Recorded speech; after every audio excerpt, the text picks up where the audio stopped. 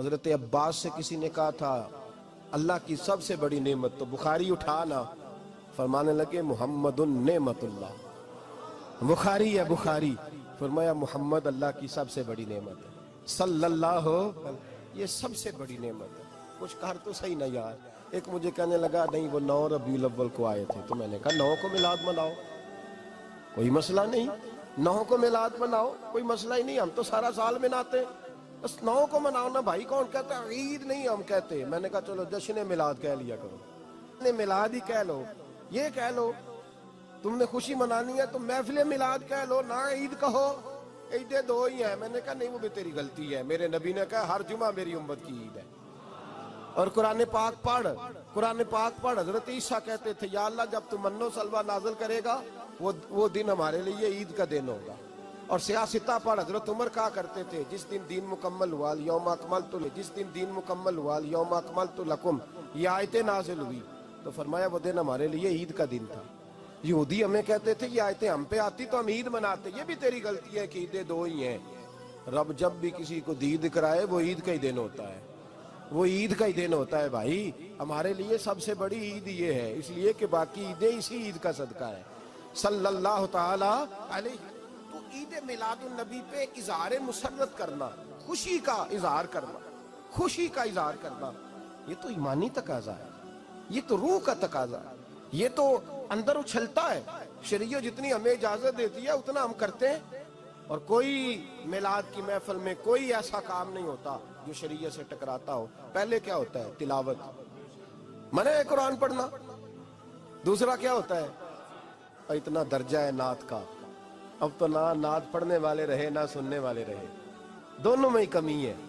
اور میں اکثر کہتا ہوں نعت پڑھنا اتنا کمال نہیں جتنا سننا کمال ہے، سننے والا کوئی ہونا چاہیے، نعت سننا زیادہ معنی رکھتی ہے۔ اس کی وجہ یہ ہے کہ نعت پڑھنا صحابہ کی سنت ہے اور سننا محمد مصطفیٰ کی سنت ہے، اور سننے والے کا درجہ، ہاں تیرا درجہ زیادہ ہے اگر تو سمجھے تو۔ اور اتنا بڑا درجہ کہ حضرت احسان بن ثابت نعت پڑھے تو نبی پاک اپنی چادر ممبر پہ بچھائے اور وہ میں نیچے نہ پاڑ، ادھر میرے ممبر پہ بیٹھ کے پاڑ، یہ کوئی معمولی بات ہے؟ رسول اللہ کی نعت سننا، بلغ العلا بے کمال ہی کشف الدجا بے جمال ہی حسنت جمیع۔ شیخ سعدی کہتے ہیں 3 فقرے لکھے تو چوتھا ہوتا ہی نہیں تھا، میں سو گیا، بڑا پریشان تھا کہ چوتھا فقرہ نہیں بن رہا۔ بلغ العلا بے کمال ہی کشف الدجا بے حسنت جمیع، چوتھا لکھا نہیں جاتا تھا، نیند آ گئی، میری آنکھ لگی تو محبوب کا دیدار ہوا۔ حضور نے فرمایا پریشان پڑے ہو؟ میں نے کہا محبوبہ 3 لکھے ہیں چوتھا بن ہی نہیں رہا۔ حضور نے فرمایا چل سنا نا مجھے، یہ چھوٹا نعت پڑھنا کوئی چھوٹا کام ہے؟ یہ تو ہم نے کھاتا ہی غلط لوگوں کو دے دیا ہے، وہ تو اس قابل ہی نہیں تھے کہ نعت سنی جاتی۔ بلغ العلا بے، شیخ سعدی کہتے ہیں میں سنانے لگا اور مصطفیٰ سننے لگے۔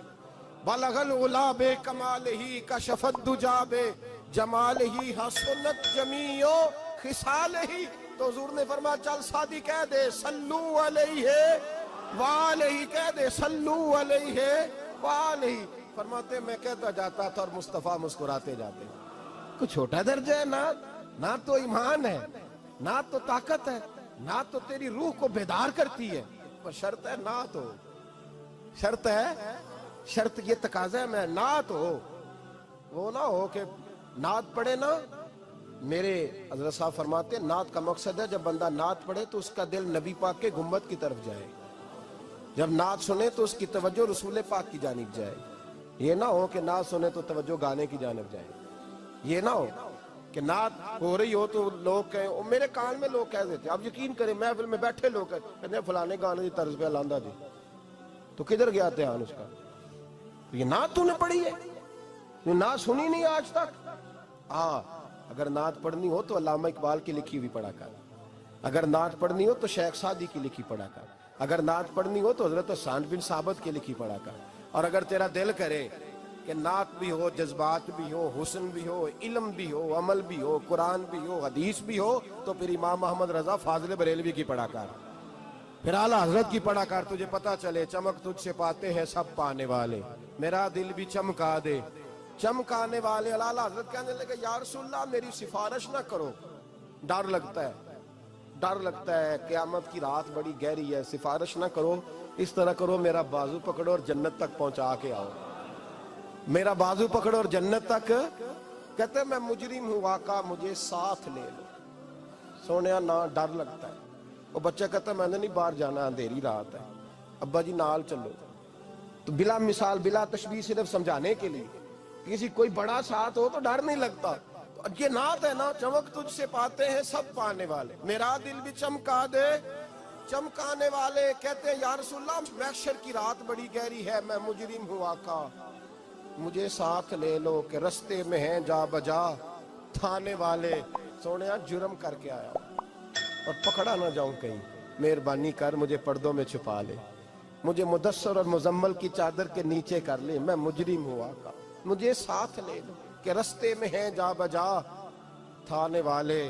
اور پھر تڑپ اٹھے، کہنے لگے کوئی یہ نہ سمجھے وہ چلے گئے، تو زندہ ہے واللہ تو زندہ ہے واللہ، میری چشم عالم سے چھپ جانے والے، میری چشم عالم سے چھپ جانے